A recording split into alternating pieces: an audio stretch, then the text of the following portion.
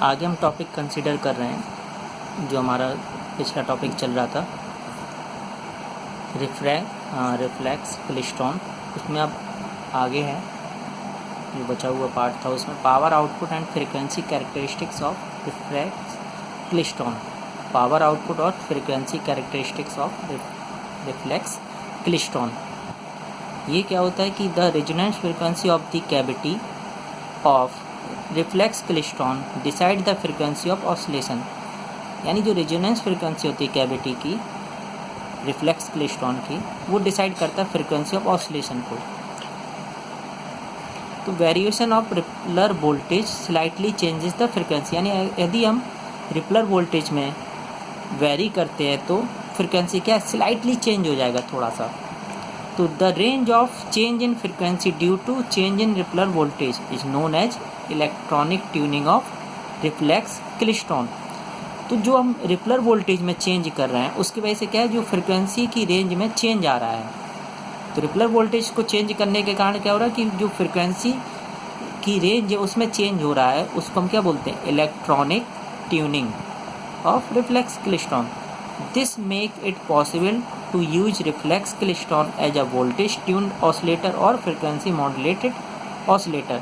तो इसीलिए ये पॉसिबल होता है कि ये जो इसका यूज है हम रिफ्लेक्स क्लेस्ट्रॉन को वो as a voltage tuned oscillator की तरह कर सकते हैं और फ्रीक्वेंसी मॉड्यूलेटेड ऑसिलेटर की तरह। यहाँ पे मैं आपको ग्राफ दिखाता हूँ। पहला वाला जो ग्राफ आप देख रहे हैं कि यहाँ पे फ्रीक्वेंसी है, यहाँ पे क्या है रिपलर वोल्टेज। तो आप देख रहे हैं कि रिपलर वोल्टेज जब कम है तो फ्रीक्वेंसी का ग्राफ आप देख रहे हैं इस तरह है। हमने रिपलर वोल्टेज बढ़ाया तो क्या हुआ, फ्रीक्वेंसी में क्या है स्लाइटली चेंज आया, थोड़ा सा चेंज आया।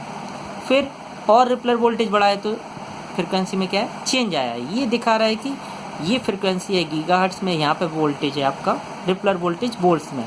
तो रिपलर वोल्टेज बढ़ाने पे क्या हो रहा है, स्लाइटली चेंज हो रहा है आपका फ्रीक्वेंसी में। अब मैं आपको दिखाता हूँ कि power output graph. Power output graph में आप देखेंगे कि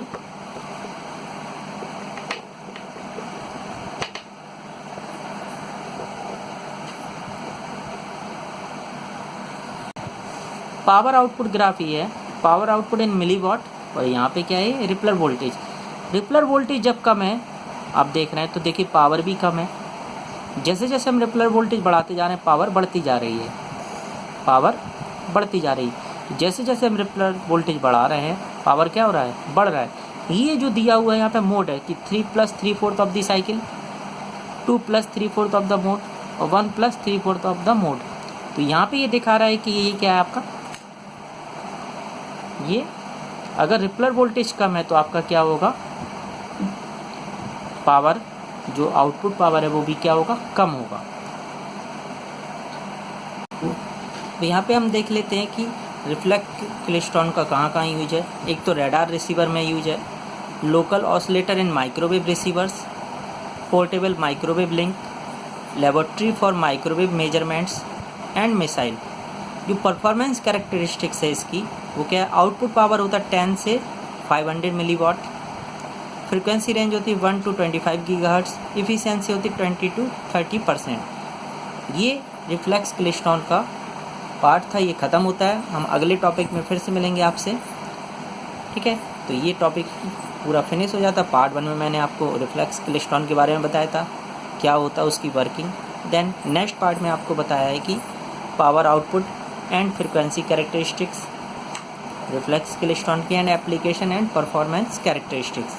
अब अगले टॉपिक के साथ हम मिलेंगे माइक्रोवेव ट्यूब्स का, जो नेक्स्ट टॉपिक होगा उसमें हम मिलेंगे आपसे।